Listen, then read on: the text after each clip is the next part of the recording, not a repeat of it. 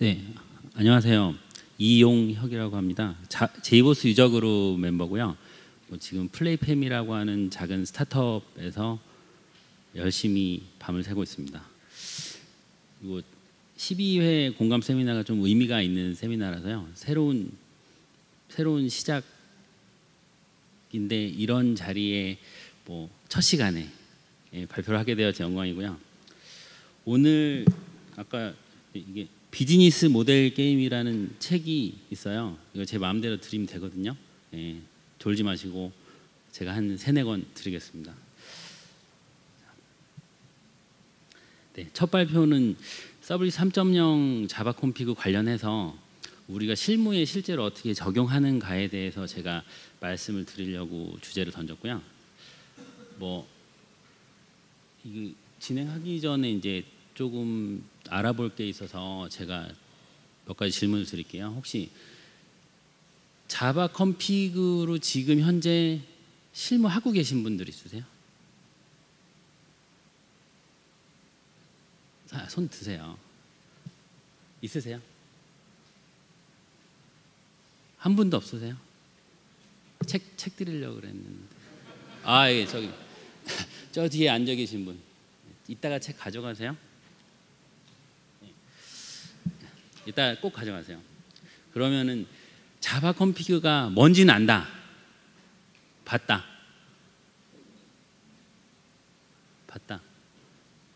이것도 되게 적네요. 그러면 오늘 할 얘기가 너무 많아서요. 아시는 분이 많으면 좀 뒷부분을 얘기하려고 그랬고, 아시는 분이 적으면 앞부분을 좀 치중해서 얘기를 하려고 그랬거든요. 그래서 그거 감안해서 진행을 하겠습니다.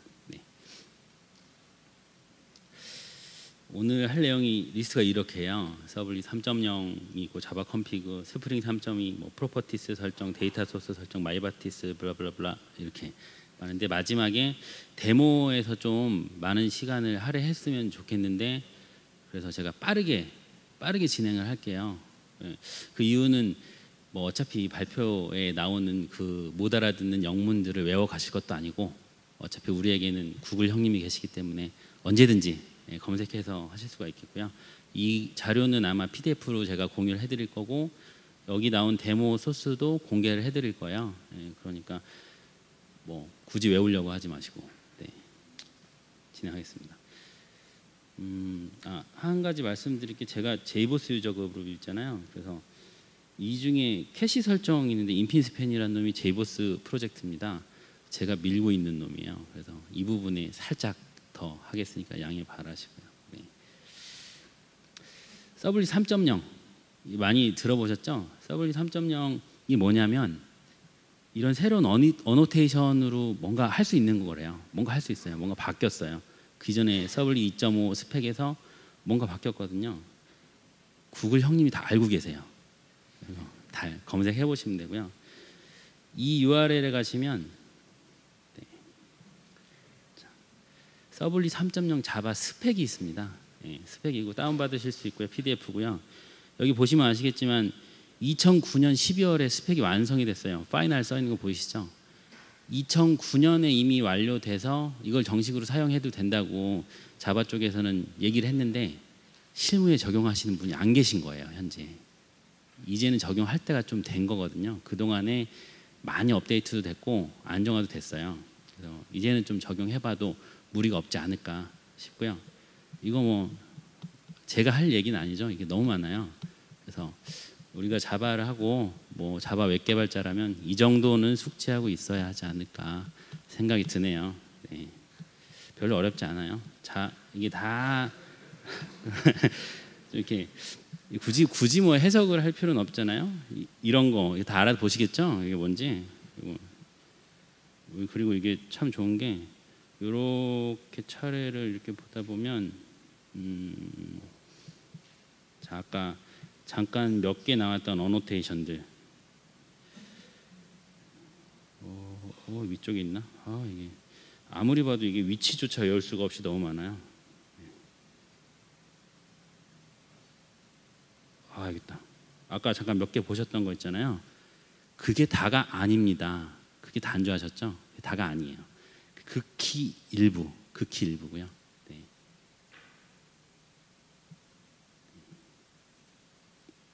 구글 형님한테 꼭 물어보시기 바라고. 그리고 오늘 할 거 이제 사실은 자바가 회색으로 칠해져 있는 이유는 기존에 이제 자바 콘피그의 시작은 사실 스프링에서 뭔가를 했었는데 그래도 시작은 역시 웹.xml이 아닌가 싶어요. 웹.xml에 있는 이런 설정들 이거 뭔지 이건 다들 아시죠? 스프링 많이 쓰시니까. 스프링 안 쓰시는 분 실무에서 와 상품 드리려고 그랬는데 안 계시네요. 스프링 대단한 위력을 느끼게 다 쓰시네요. 네. 그래서 그거를 자바 콘피그 바뀌면 이렇게 바뀌어요. 뭐 어딘지 모르게 좀 더 알아보기 쉽고 내용이 좀 줄었어요. 사실 이거보다 안에 내용이 좀 더 있는데 제가 이게 페이지 맞추느라고 좀 지웠어요. 좀 더 있고요.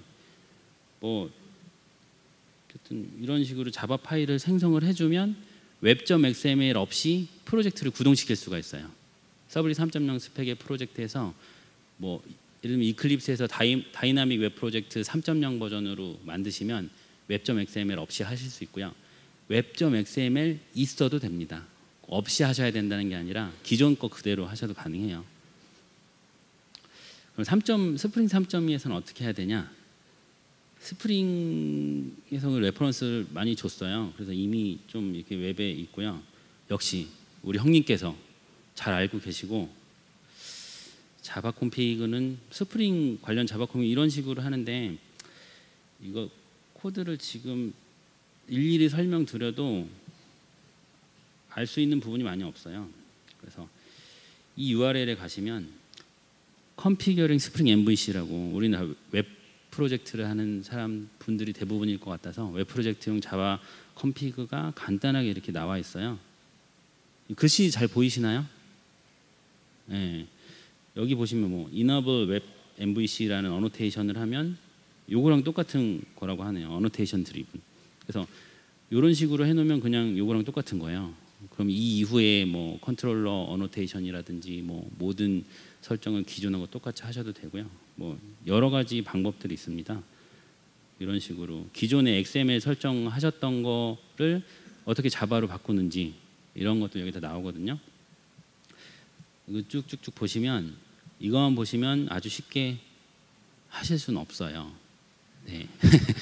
하실 수 있을 줄 알았죠. 이거만 보시면 안 돼요. 이거는 굉장히 기본적인 거고 여기에 까진 부분도 굉장히 많고요. 실제로 이제 서드파티 라이브러리라든지 뭐 자바 컴피그를 하기 위한 여러 가지 조합이 있어서 이것만 가지고는 좀 부족한데 그래도 이것과 스프링에서 제공해주는 샘플을 가지면 처음 시작 정도는 하실 수 있어요. 그리고 하다 보면 금방 한 일주일 정도 좀 바꿔보려고 노력하다 보면 바뀌실 거고요. 그래서 뭐 이런 식으로 뭐 보시면 알아요. 네. 그리고 하나하나 이제 짚어 나가겠는데요. 이거 자세하게 혹시 설명을 바라시는 분 계세요 혹시? 없으시죠? 네. 네, 자세하게 설명해도 여기서 얻어가실 게 없기 때문에 넘어가는 겁니다. 네. 프로퍼티스 설정 같은 경우에는 프로젝트 내 프로퍼티스를 정해놓고 뭔가 이렇게 상수를 정해놓고 가져다 쓰잖아요. 이런 식으로 쓰실 수 있어요. 기존에는 이런 설정이에요. 뭐 이렇게 해서 여기에 보이는 그 중간에 이제 변수 뭐 spring.profiles.active라는 변수는 뭐 톰캣이나 서블릿 컨테이너 진행하실 때 -d로 변수를 주시면 그 시스템 프로퍼티로 동작을 하는 거고요. 굳이 이게 spring.profiles.active란 이름인 거는 이 뒷단에 나와요. 이게 이유가 왜 그런지. 그래서 다른 이름으로도 할 수 있는데 다른 이름으로 하려면 굳이 이거를 또 해야 되거든요. 스프링에서 쓰기 위해서 이걸 또 해야 되고 어쨌든 이렇게만 해주시면 설정 파일이나 스프링 설정이나 모든 우리 프로젝트에서 프로퍼티스에 있는 변수들을 다 가져다 쓰실 수 있는 거예요. 네. 데이터 소스 이거 중요하죠. 기존에 이런 식으로 많이 하셨을 거예요. 뭐 데이터 소스를 만들고 TX 어노테이션 드리븐 해서 뭐 트랜잭션을 어노테이션으로 가능하게 하고 트랜잭션 매니저를 생성하고 뭐 이런 거 XML로 하셨는데 지금은 이제 이런 식으로 하시면 돼요. 자바 컴피그는 여기 보시면 제일 윗단에 Enable Transaction Management라고 있는 어노테이션이 그거랑 똑같은 거예요. TX 어노테이션 드리븐하고 똑같은 거고요. 그 이후에 보시면 데이터 소스를 생성하는데 내부에 스태틱 클래스로 만들었어요. 뭐 스태틱 클래스 로컬이라고 해서 프로파일 어노테이션이 붙고, 이게 아까 그 spring.profiles.active에서 설정한 그 값에 따라서 로딩되는 거예요. 그러니까 그 값이 로컬이나 dev나 stg일 경우에 이 설정으로 데이터 소스를 생성해 주는 겁니다. 예를 들면 로컬 서버가 있을 거고 개발 서버가 있을 거고 스테이지 서버가 있을 거고, 이럴 경우에 설정들을 수동으로 혹은 배포 스크립트로 다 바꿔주시잖아요. 그렇게 하지 않고도 설정 파일을 여러 개 이렇게 만들어 놓고, 예를 들면 뭐 db.local.properties, 뭐 db.dev.properties 이런 식으로 여러 개 미리 해놓은 다음에 소스상에서 조절을 하실 수 있는 거고요. 이런 식으로 하나를 그 아래에다 더 추가를 하면 리얼 서버용도 소스상에서 설정을 하실 수 있습니다. 보통 리얼에는 JNDI 많이 쓰시잖아요. 그래서 JNDI 설정으로 이렇게 데이터 소스를 가져오실 수 있고요. 저 아래 보시면은 트랜잭션 매니저도 뭐 데이터 생성된 데이터 소스 주입 받아가지고 그냥 생성하는, 그냥 XML하고 똑같아요. 그렇죠. 이거다. 네, 이거랑 다를 게 없어요. 똑같아요.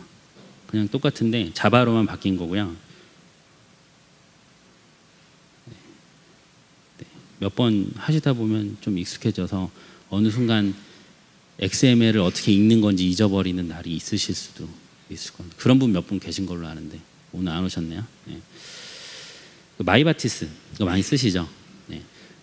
마이바티스는 이런 식으로 설정이 가능해요. 근데 마이바티스 매뉴얼이나 뭐 스프링 쪽의 매뉴얼이나 다 참조를 해봐도 기존의 XML 매퍼를 어떻게 주입시키는가에 대해서 나오질 않았어요. 저 위에 보면 주석 처리되어 있는 매퍼 스캔이라고 있는, 뭐 저렇게 해주면 된다라고 써 있는데 제가 잘못했는지 몰라도 저렇게 해주면 안 돼요. 안 되더라고요. 그래서 이렇게 아래처럼 매퍼 로케이션을 저런 식으로 수동으로 등록을 해주셔야 됩니다. 등록을 해주시고 마이바티스 설정 XML을 로딩해 주시고, 모든 걸 다 자바로 바꿀 필요는 없습니다. 기존에 편하게 쓰시던 것들은 그냥 XML로 유지하셔도 좋고요. 자바로 바꿔서 용이하고 뭔가 좀 개선이 이루어지는 부분에 한해서 좀 바꿔 쓰시는 걸 권장드립니다. 그리고 기존에는 이런 식으로 설정을 했었죠. 뭐 마이바티 쓰시면은 뭐 SQL 세션 팩토리 생성하고 템플릿 생성해서 이 두 개로 뭐 DAO 단에서 가져다 쓴다든지 뭐 이런 식으로 하셨을 겁니다. 몽고DB가 있는데, 이거 몽고DB는 왜 넣냐면 제가 이걸 써요. 그래서 그냥 집어넣은 거고요. 뭐 이런 식으로 그냥 설정하시면 돼요. 여기에 있는 environment env라는 이 객체는 뭐냐면 아까 로딩했던 프로퍼티스를 가져다 쓰기 위한 객체예요. 그래서 저거를 이용해서 프로퍼티스에 있던 값들을 실제로 주입해서 사용하고 있고요. 기존에는 이런 식으로 사용을 합니다. 이런 식으로 사용하는데, 저는 사실 개인적으로 스프링 데이터에 있는 몽고DB 쪽은 안 써요. 이거는 아까 아니라 이따가 말씀드릴 때 기회가 되면 살짝 다시 말씀드릴 거고요. 그냥 제가 만들어서 쓰거든요.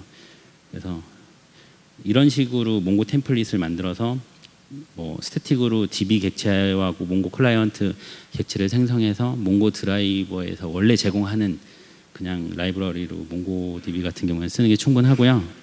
네. 가장 중요한 인핀 스팬입니다. 캐시 서버인데 스프링하고 이렇게 스프링 캐시 앱스트랙션으로 쉽게 사용할 수 있어요. 이런 설정 한 줄이 아니군요. 하나, 둘, 셋, 넷. 뭐 5-6줄이면 설정 끝나고요. 여기서 보시면 뭐 시스템.get 프로퍼티 해서 또 같은 변수를 가져다 쓰고 있잖아요. 이것도 캐시 주소, 접근 주소라든지 이런 거를 역시 프로퍼티스에 여러 가지를 해놓고 사용하실 수가 있습니다. 네. 테스트를 이런 식으로 간단하게 하실 수 있어요. 뭐 스프링에서 제공해주는 캐시 매니저 이용해서 뭐 가져오고 뿌리고 이런 식으로 가능하시고요. 이쪽 URL에 가시면 간단한 예제가 나와 있어요. 네. 여기 있네요. 네. 자세하게 설명이 잘 안 돼 있어요. 많이 해보셔야 돼요. 오픈 소스가 다 그렇듯이 뭔가 자세하게 설명을 뭔가에서 바라시면 안 돼요. 그냥 써보시고 써보시고 자기가 쓸 수 있겠다는 판단이 들면 쓰시면 됩니다. 여기 보면 스프링 벌써 3.2인데 여기는 업데이트도 안 돼 있죠. 3.1이고 지금 스테이블 버전이 인피니스팬 같은 경우에는 5.3인데 5.0 그대로 아직 남아 있어요. 근데 얘네들은 컴퓨터들은 개발을 굉장히 열심히 하거든요. 개발 굉장히 열심히 하는데 개발자들의 특성 문서 업데이트가 느릴 수밖에 없어요. 보시면 이 인피니스팬 홈페이지 네, 좋은 거라고 써 있는 거고요. 다운로드 페이지 5.3 버전 벌써 537명이나 받았어요. 이 중에 제가 한 10번 받은 거고요. 네, 여기 보시면 뭐 5.2도 한 1000명 정도 한 제가 봤을 때는 국내에서는 한 30명 이내로 사용하고 계시지 않을까. 실제 사용하시는 분이. 뭐 참고로 삼성 SDS에서도 정식으로 사용을 하고 있습니다. 있거나 말거나고요. 얘기를 들었어요. 확인을 못 해봤습니다. 그리고 몇 군데 좀 사용하는 곳도 있고요. 뭐 각설하고 네.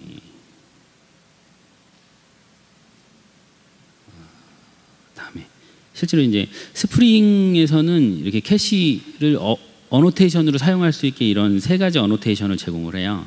뭐 캐셔블이라는 것과 캐시풋 그리고 캐시 에빅트라는 것을 제공하는데 캐셔블이라는 거는 어떤 메서드에 뭔가 조회하는 메서드에 이런 식으로 캐시 네임과 키가 되는 키 값의 변수를 지정을 해주면 그게 최초 조회될 때 캐시 자동으로 들어가요. 그리고 그 이후부터 같은 키로 뭔가 메서드에 접근을 하면 캐시에서 반환을 하게 되죠. 아무리 복잡한 뭐 1시간 걸려서 뭔가 캐시에 집어넣고 나면 그 다음부터는 0.0001초 만에 캐시에서 뽑아 쓸 수 있는 거예요. 결과물을.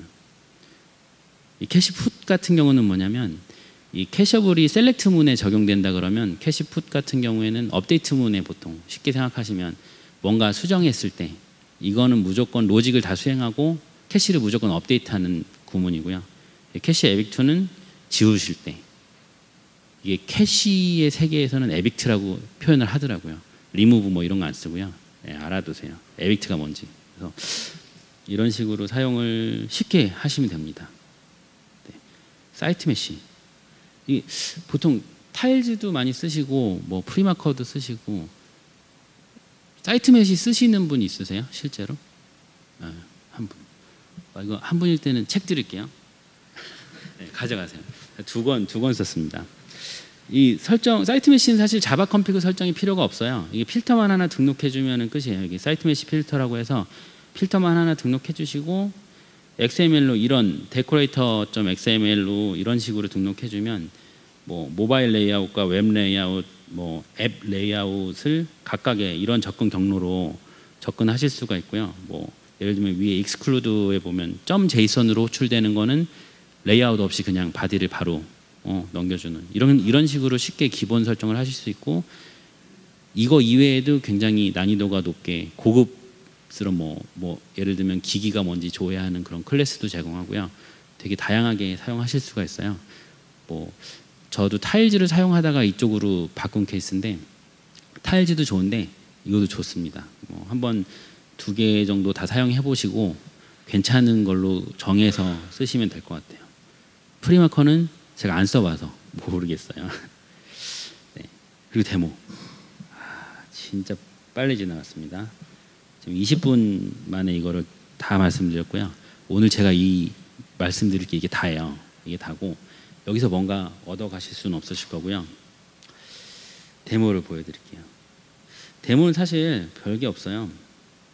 별게 없고 네. 일단 제가 지금 20분이니까 30분 제가 50분까지죠. 10분 정도 프로젝트를 이제 메이븐 프로젝트 생성에서부터 다이나믹 3.0으로 바꾼 다음에 초기의 설정들을 어떻게 하나씩 잡아가나를 좀 보여드릴 거고요.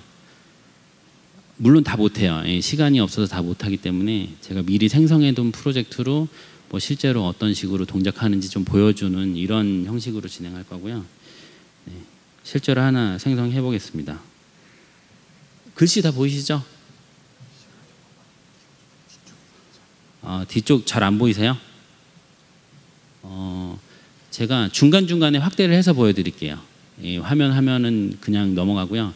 중간중간에 확대를 해서 보여드릴게요. 그 이클립스 최신 버전 케플러를 사용하시면 메이븐이 기본으로 들어있어요. 메이븐 WTP가 기본으로 들어있고 이쪽에서 메이븐 프로젝트를 하나 생성을 하시면 돼요. 프로젝트를 하나 생성하시고 이렇게 크리에이트 하신 다음에 이쪽으로 넘어가서 자기가 뭔가 사용할 그룹 아이디를 지정하시면 되죠. 뭐 컴.따따따 뭐 이런 식으로 하시면 되고 아티팩트 아이디는 마음대로 정하시면 돼요. 이게 중요한 게 아니거든요. 뭐 이런 식으로 하셔도 되고 웹 프로젝트니까 와르로 바꾸시고 네임은 이 네임이 뭐냐면 나중에 이게 출력했을 때 이 네임.와르로 묶어져요. 프로젝트를 익스포트 시켰을 때. 그래서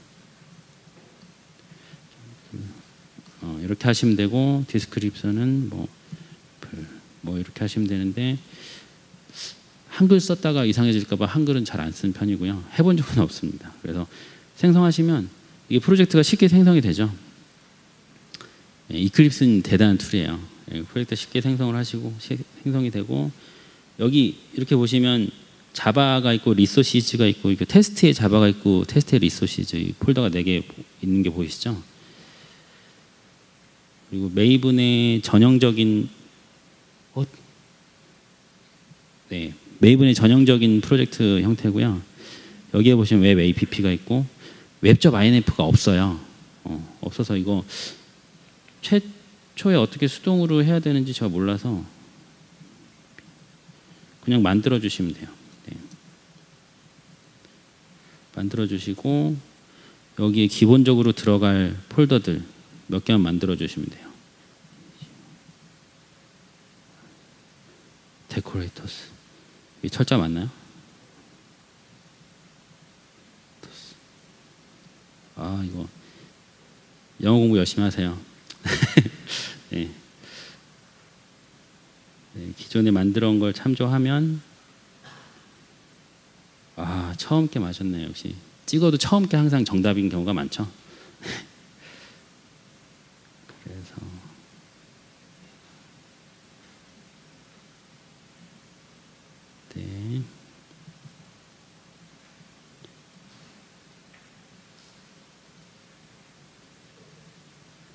데코레이터스 이게 눈이 안 보이네. 그리고 폴더 하나 더 필요한 게 스프링 쓰시다 보면 항상 뷰 파일이 필요해요. 뷰스 뭐 이런 이 정도만 해가지고 진행을 할게요. 그리고 여기 보시면 웹.xml이 분명히 없고요. 없고 뭐 이 상태로 예를 들면 서버를 하나 생성해서 서버는 통캣 7.0 이상을 쓰셔야 돼요. 6.0에서는 서블릿 3.0 스펙이 안 됩니다. 그리고 하나 잊은 게 있는데 이 프로젝트의 프로퍼티스에 가보시면 이 프로젝트 팩트에 지금 기본으로 생성하시면 2.5로 되더라고요. 그래서 3.0 바꿔주시고 3.0은 JDK 1.7 이상 쓰셔야 됩니다. 뭐 이렇게 바꿔주시고 어플라이 해주시면 바뀌게 되고요. 그리고 이게 뭐 컨텍스트 루트인데 그냥 루트로 사용하겠습니다. 이렇게 해서 해주시고 이거를 서버 톰캣 7.0에서 샘플로 하고 이렇게 하면 톰캣에 이제 이클립스 내에 있는 톰캣에 디플로이가 되는 거죠. 되고 실행을 하면 기본 페이지가 실행이 돼요. 근데 뭐 현재 아무것도 웹.xml에 해당하는 내용이 없기 때문에 디플로이는 현재 안 되고 있습니다. 안 되고 있고 그래서 제가 이쪽에다가 패키지를 하나 생성을 해서 만들어 볼게요.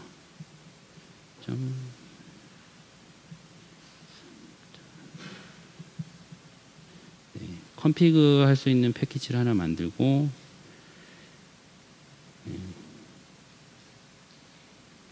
기존에 생성해놨던 설정 파일 2개를 일단 할 거고요.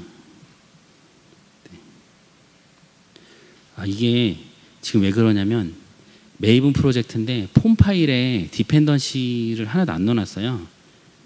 그래서 파일 여러 가지가 쓰이겠는데 뭐 쭉쭉쭉 해서 전체를 그냥 카피를 해서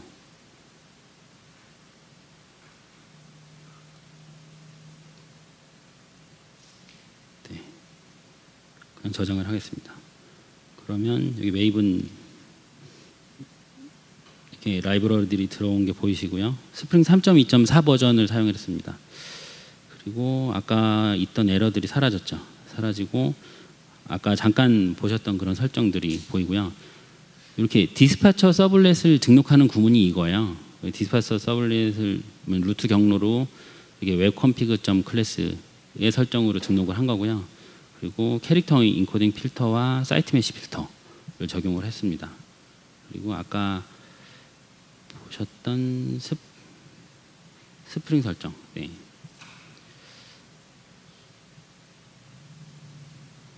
뭐 이런 식으로 그냥 보시면 되고요.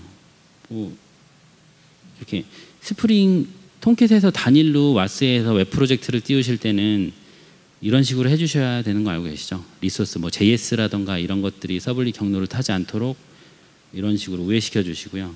뭐 인터셉터나 그리고 이 설정은 뭐냐면 스프링에서 사용하실 때 리스폰스 바디에 스트링으로 기본으로 반환을 하게 되면 그게 캐릭터 인코딩 설정이 ISO 885로 되어 있어요. 그래서 한글이 보통 깨지죠. 그래서 그거를 보완해 주는 거고요. 그래서 뭐 스트링 HTTP 메시지 컨버터의 기본 인코딩을 UTF-8로 바꿔서 이런 식으로 등록을 해 주실 수 있고요. 뭐 이렇게 뷰 리졸버. 사이트 메시를 사용하시면은 편한 점은 이거예요. 별도의 뷰를 생성을 안 하고 그냥 기본으로 제공되는 뷰 리졸버를 사용하시면 돼요. 이것만 사용하시고 사이트 메시는 필터로 서로 돌아가기 때문에 이렇게 되고 뭐 멀티파트 리졸버도 이런 식으로 등록이 가능하고 그리고 뭐 메시지 소스도 등록이 가능하고요. 이런 식으로만 일단 해서 프로젝트를 진행을 해보면 네. 뭔가 살짝 바뀌었어요. 데코레이터스 XML이 없다고. 사이트 메시 필터에서는 데코레이터스 XML이 있어야 돼요. 그래서 찾아야 되는데 역시 제가 해놓은 게 있습니다. 그래서 웹INF 폴더 안에다 넣어주시면 되고요. 네. 이렇게 하시면 네. 디스파처 서블렛이 등록된 게 보이시죠? 웹.xml은 현재 없는 상태로 디스패처 서블렛이 정상 등록이 됐고요. 그리고 8080으로 서비스가 시작됐습니다. 물론 컨트롤러나 이런 건 하나도 없기 때문에 뭔가 이렇게 보여줄 수 있는 건 없겠죠. 그래서 이렇게 한번 보시면 되고요. 그리고 로그를 좀 더 잘 보기 위해서 이제 리소스 폴더에다가 뭐 이거 다 등록해 놓을까요? 미리? 네. 컴피그 파일들이랑 로그4j 설정 이런 것들을 복사해서 넣을게요. 네, 이런 식으로 해주시면 등록이 되고요. 로그4j는 뭐 기본 디버그로 되어 있고 현재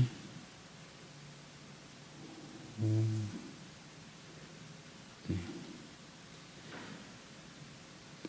그 설정들에 보시듯이 db.local.properties입니다. 이거 같은 경우에는 뭐 이런 식으로 몽고DB의 접속 정보와 MySQL의 접속 정보, 뭐 유저 계정, 뭐 DB 설정들 그런 것들이 들어 있고요.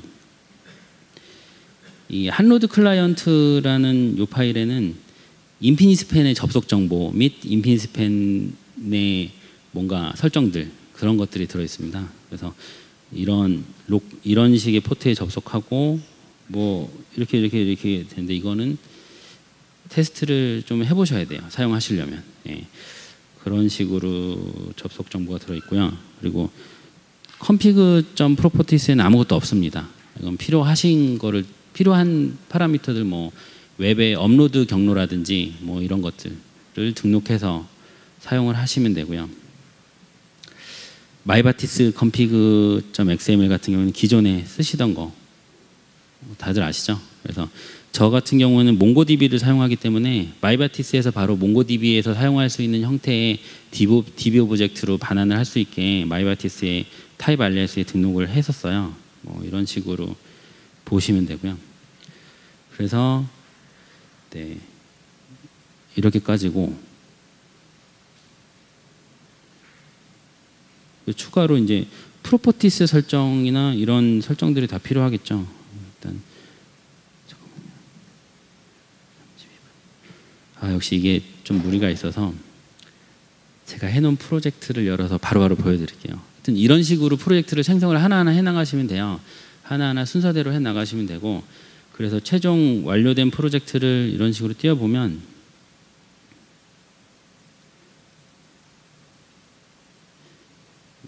JDBL이 뭔지는 아시죠?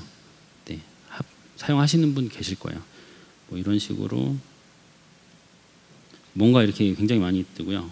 뭐 에러도 뜨고 뭔가 IO 익셉션도 나고 뭔가 뭐 이상하죠. 이거는 127.0.0.1에 27017이라는 포트에 뭔가 이게 익셉션 난 거잖아요. 이건 뭐냐면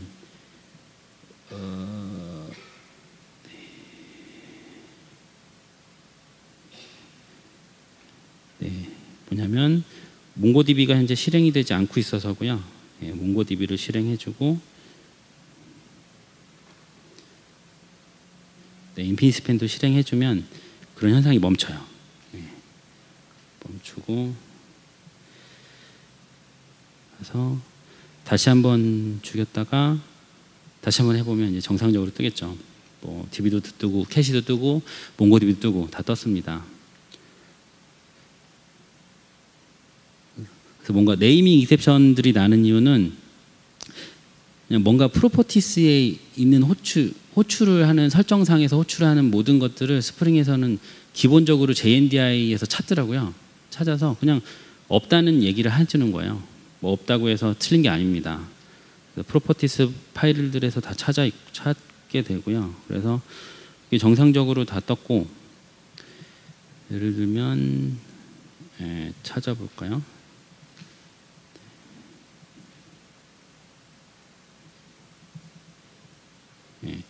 데이터 소스도 등록되신 거 보이시고 마이바티스 컴피그도 등록됐고요. 뭐 필요한 빈들이 다 등록이 제대로 됐어요. 뭐 다 등록됐고, 이쪽에 보시면 이런 것들 conf.local.properties, 아까 그 로컬이라고 지정돼 있었잖아요. 그 로컬 지정돼서 제대로 호출되는 게 보이시고요. 뭐 참고로 그 spring.profiles.active는 이런 식으로 등록이 되는 거예요. 여기 보시면 그 톰캣이나 서블릿 컨테이너 실행 옵션에 dspring.profiles.active라고 해서 로컬이라고 하시거나, 뭐 개발기에서는 div라고 해주셔도 되고, 이런 식으로 설정을 해놓고 쓰시면 아주 쉽게 체인지가 가능하고요. 그래서 이런 것들을 하기 위해서 제가 이제 여러 가지 이런 것들을 넣었는데요. 몽고DB를 아까 만들어 놨다 그랬잖아요. 그 이유는 사실 이제 RDB랑 NoSQL이랑 차이인데요. RDB 같은 경우에는 응답을 객체로 넘겨주지를 않아요. 뭔가 이제 뭐 오브젝트 매퍼를 써서 매핑을 해줘야 기로서 객체로서 자바에서 쉽게 사용할 수 있는 형태이기 때문에 마이바티스를 쓴다든지 뭐 하이버네이트를 쓴다든지 이런 식으로 해서 오브젝트 매퍼를 사용을 하는데, 몽고DB를 비롯해서 여러 가지 NoSQL군에서는 드라이버 자체에서 오브젝트를 제공을 해줘요. 이미 그 검색 결과가 오브젝트로 떨어져도 나와요. 그래서 스프링 데이터 같은 서드파티 라이브러리를 사용을 하게 되면 오브젝트를 받았는데 그 오브젝트를 다시 한번 오브젝트로 매핑을 하는 이런 낭비가 발생을 하거든요. 그리고 보통 자동으로 오브젝트를 바뀌게 해주는 라이브러리들은 내부 코드에 뭐가 들었냐면 if문이 엄청 많이 들었어요. 뭔가 널 체크도 해야 되고 뭔가 체크를 굉장히 많이 해야 돼서 컬럼이 많으면 많을수록 뭔가 리소스를 굉장히 많이 먹게 돼요. 그래서 대용량의 리스트를 한 10,000개 정도 가져와서 매핑을 한꺼번에 해야 되는 일이 있다. 그러면 서버가 뻗는 경우도 발생하고, 그래서 뭐 이런 NoSQL 같은 DB를 사용하실 때는 직접 그냥 만들어서 사용하시기를 권장을 합니다. 그래서 어쨌든 사용하려면 공부를 해야 되기 때문에 뭐 하시다 보면은 쉽게 접근 가능하실 거고요. 매뉴얼대로만 써도 거의 무리 없을 정도로 사용이 가능하세요. 몽고DB도 사실은 사이트에 매뉴얼이 다 있어요. 엄청 잘 돼 있죠. 엄청 잘 돼 있고, 단 한 가지 뭐 일단 영어라는 거. 근데 몽고DB는 국내 뭐 교육 과정도 있고 뭐 괜찮은 좀 뭐라 그럴까 사용하시는 분들이 좀 많아요. 몽고DB 같은 경우에는. 그래서 뭐 자료를 구하려도 쉽게 좀 구하실 수 있을 거고요. 개발하시기에는 굉장히 좋은데 운영하시기가 힘들어서 이걸로 개발을 해놓으면 운영팀하고 좀 싸워야 되는 이슈가 좀 있습니다. 그런 게 있고요. 네. 또 보시면은 아까 잠깐 제가 테스트를 말씀드렸는데 이런 식으로 테스트를 해서 써요. 저는 뭐 이렇게 베이스 테스트라고 하는 클래스를 하나 등록을 해놓고 이거를 다른 테스트들에서 상속받아서 사용을 하거든요. 그래서 아까 보여줬던 그 스프링 profiles.active라는 프로퍼티를 테스트에서는 이런 식으로 등록해서 사용하시면 됩니다. 이런 식으로 로컬이라고 등록해주면 로컬이라고 그냥 등록되는 거고요. webconfig.class를 로딩해서 스프링 설정을 하게 되는 거고. 그래서 몇 가지 테스트를 진행해 놓은 게 아까 제가 인핀스팬 테스트 말씀드렸죠. 인핀스팬인데 그 키노트에 있는 거랑은 좀 틀려요. 그래서 테스트를 실행을 해보면 이렇게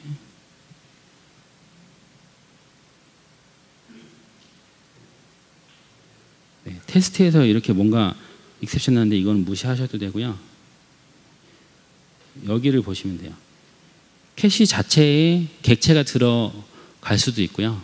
객체를 집어넣고 다시 가져온 결과를 보여주는 겁니다. 가져온 결과를 보여주는 거고, 사실은 테스트에 이미 가져와서 어설트 이퀄로 비교를 다 해서 테스트를 통과를 했기 때문에, 그래서 그냥 눈으로 보기 위해서 제가 하나 찍은 거고요. 익셉션은 나긴 했는데 이거는 이게 완료된 테스트가 아니라 그냥 억지로 페이를 걸어 놓은 거예요. 이 테스트는 사용하면 안 됩니다라는 의미고요. 다른 테스트를 제가 몇 개 더 보여드릴 건데, 몽고DB 쪽 테스트예요. 이건 테스트라기보다는 이제 이따가 몽고DB랑 캐시를 이용해서 뭔가를 작동되는 걸 보여드릴 텐데, 그 중에 몽고DB 인덱스가 필요한데 인덱스를 생성하는 구문이에요. 그래서 이 테스트를 그냥 돌리시면 몽고DB 쪽에 그 해당 인덱스가 자동으로 생성이 되고요. 그리고 나서 몽고DB랑 캐시를 걸쳐서 제가 캐시로 주로 사용하시는 게 세션 데이터라든가 뭐 로그인 인증 데이터, 뭐 접근이 굉장히 많은 이런 데이터들을 캐시에 많이 넣으시는데요. 그렇게 어떻게 넣고 쓰는지, 혹은 뭐 키에 대한 갱신은 어떻게 하고 있는지 이런 거를 좀 보여드릴 거고요. 그리고 그 전에 이 프로젝트에 들어있는 다른 설정을 좀 보여드리면 10분밖에 안 남았네요. 네. 이 데코레이터 보여드릴게요. 이게 사이트 메시인데 이건 제가 만든 게 아니라 웹에서 어떤 분이 굉장히 잘하시는 분이 이미 해놓으셨더라고요. 그래서 그거를 그대로 갖다 쓰고 있어요. 그래서 이런 식으로 DC라는 태그로, 이 태그는 알아서 정하실 수 있어요. 여기 보시면 이렇게 사이트 메시의 프리픽스를 DC로 하겠다라고 설정을 해놓은 상태에서 이런 식으로 돼 있으면 그 해당 뷰에 해당 뷰의 헤드 태그에 있는 부분을 여기다 갖다 집어넣어라, 뭐 이런 의미예요. 그리고 여기 보시면 DC 바디라고 있는데 해당 뷰의 바디 태그에 있는 부분을 이쪽에 갖다 집어넣어라, 이런 부분이에요. 타일즈랑은 뭐가 약간 틀리냐면, 타일즈는 이렇게 나열을 할 수밖에 없어요. 그래서 예를 들면 해당 뷰에서 헤더는 사실은 집어넣기 좀 그렇고, 스크립트나 CSS를 해당 뷰에서 따로 로딩을 해야 될 경우가 있을 때 그 부분이 중간에 들어와요.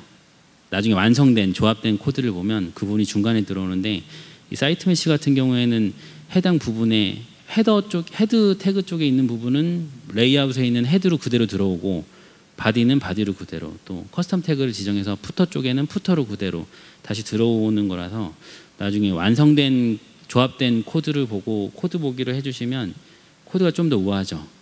네. 작은 거에 목숨 거는 게 개발자니까 네. 그런 식으로 동작을 하고 있고요. 여기 보시면 뭐 뷰도 사실은 이런 식으로, 그래서 여기에 보이는 이 헤드 태그에 있는 타이틀이 글로 들어가는 거예요. 헤드 태그에 있는 부분들이 다 들어가기 때문에 글로 들어가고 이런 식으로 되고, 네, 사이트가 실행이 돼 있으니까 제가 하나를 보여드릴게요. 네. 이게 이 프로젝트를 처음에 만드신 분이 제작해 놓은 사이트예요. 그래서 뭘 보여주고 있냐면 뭐 메시지 리소스가 서로 바뀌는 부분, 뭐 이렇게 메시지 리소스 이용해서 바뀌죠. 바뀌고, 네, 이런 식으로 바뀌고, 그리고 뭔가 이렇게 날리면 왔다 갔다 해요. 근데 이 부분에 DB는 관여하고 있지 않아요. DB는 관여하고 있지 않아서 DB나 이런 모든 부분들은 더 추가해야 되고, 이분이 보여주고 싶었던 건 트위터에 있는 부트스트랩을 이용해서 동적으로 어떻게 이렇게 변할 수 있는가, 이런 걸 보여주고 싶었던 것 같아요. 사실은 뭐 모바일 이렇게 왔다 갔다 해보시는 분은 개발자밖에 없어서 별로 소용은 없다고 생각하고 있습니다, 개인적으로. 그리고 이분의 사이트, 제가 이분 거를 인용을 했기 때문에 공개해드릴게요. 대단하신 분이에요. 보기만 해도 대단하죠. 네, 아주 정리 잘 돼 있고요. 사이트 메시나 뭐 트위터 부트스트랩, 스프링 테스트 MVC의 이런 깃허브 프로젝트에서 공유를 하고 있습니다. 제가 이 프로젝트를 최초에 검색을 엄청 해서 삽질을 하던 도중에 아주 가뭄의 단비를 만난 곳이었어요, 여기가. 그래서 이 기반으로 저희가 필요한 설정들을 만들어서 지금 현재 프로젝트가 나온 거고요. 그리고 여기 보시면 이런 것들이 있잖아요. 이게 무슨 의미냐면,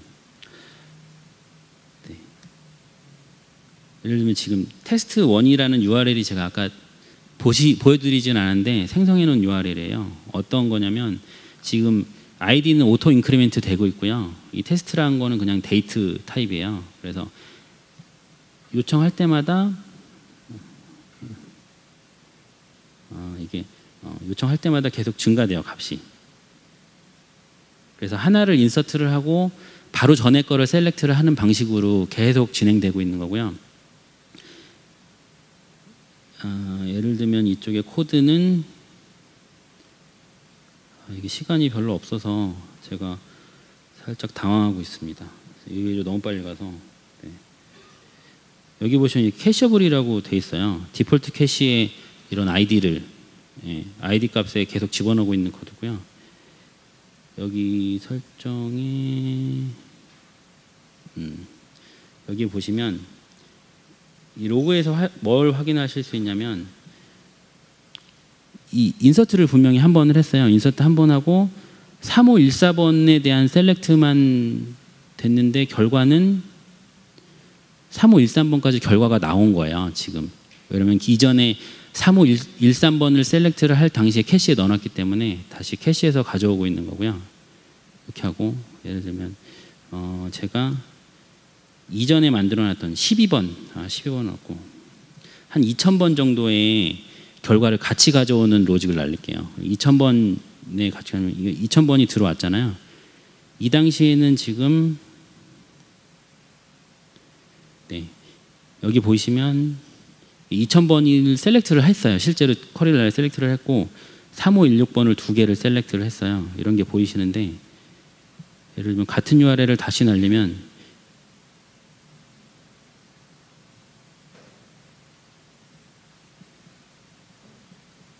네, 2000번은 그대로 있고 나머지는 아까 처음하고 똑같이 변했죠. 2000번이 그대로 있는데 중요한 건 네, 2000번을 셀렉트를 한 쿼리는 없다는 거죠. 그래서 캐시에 계속 집어넣어 있는 형태로 가지고 오고 있고요. 36분.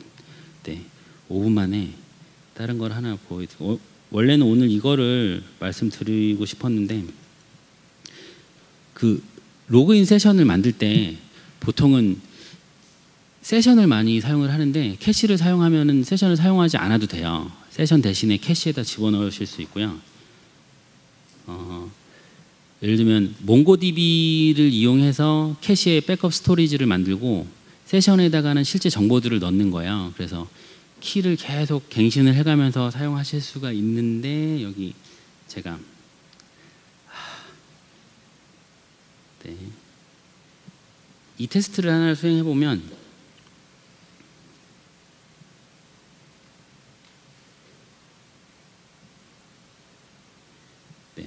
키 81, 82, 83번 키가 순서대로 셀렉트가 되신 걸 볼 수 있고요. 이 의미는 뭐냐면 최초에 81번으로 키를 한번 생성을 했다가 이후에 82번으로 갱신이 된 거예요. 갱신이 됐고 이후에 다시 83번으로 갱신이 됐는데 제가 이럴 줄 알아서 이 부분은 주석을 좀 자세하게 달아놨어요. 네, 여기 보시면 이제 그 유저 인증 정보를 로그인을 보통 하면 만드시잖아요. 그래서 최초 로그인이 성공이 되면 몽고DB에만 일단 저장을 해요. 저장을 하고 그 키로 다시 정보를 요청하면 키를 받을 수가 없어요. 왜 그러면 아직 제대로 발급된 상태가 아니라서 받을 수가 없어서 에러가 나게 되고 그 발급된 키로 제너레이트를 해주면 그때서야 비로소 캐시에 들어가게 되고요. 그 이후부터는 키로 호출을 해도 계속 발행이 가능하게 됩니다. 그러다가 이제 캐시 재발급 해주는 로직이 있어요. 예를 들면 여러 가지 경우가 있겠는데 정보를 캐시나 DB에 넣어놓고 쿠키로 특정 키를 구워서 브라우저라고 통신을 하는 거예요. 이게 쿠키일 수도 있고 파라미터일 수도 있고요. 대신 그러다 보면 어떤 정책에 의해서 한 뭐 1분이면 1분이 될 수도 있고 1시간이면 1시간이 될 수도 있고 이 키 보안을 이용해서 이 키를 계속 갱신을 해줘야 되거든요. 그럼 이 키 하나만 뚫리게 되면 뭔가 뚫릴 가능성이 굉장히 많기 때문에 그래서 뭔가의 어떤 로직을 타서 재발급을 해주게 되면 그 이후에는 이제 원래 키로 예를 들면 누군가 브라우저를 뭐 세전 스푸핑을 해서 쿠키를 가져가서 그 브라우저로 다른 데서 호출을 한다고 해도 그 키는 더 이상 사용하실 수가 없는 거고요. 어떤 부분이 또 돼 있냐면 최초에 로그인을 한번 하고 나서 키를 다시 발급을 받을 때 그 발급을 받을 수 있는 키는 1회만 사용을 할 수 있어요. 1회만 사용을 할 수 있고 재발급을 할 때도 재발급이 같은 키로 1회만 사용을 할 수 있어요. 그래서 뭐 재발급용 키가 중간에 누출이 된다고 하더라도 본인 이외에는 다시 세션을 사용할 수 없는 이런 식으로 로직이 되어 있고요.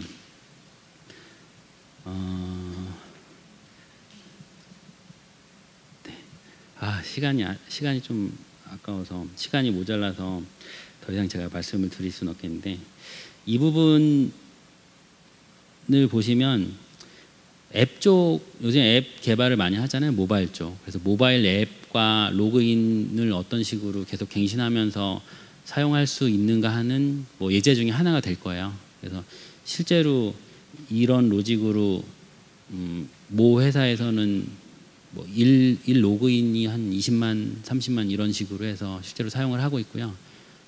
뭐 서버는 와스는 한 대만 쓰고도 그런 식으로 하고 있어요. 그러면 로그인 와스는 한 대에 톰캣 3개를 붙여서 쓰고 있고 톰캣 3개는 세션 클러스터링은 안 된 상태고 이렇게 캐시로 서로 공유해서 쓰고 있고요.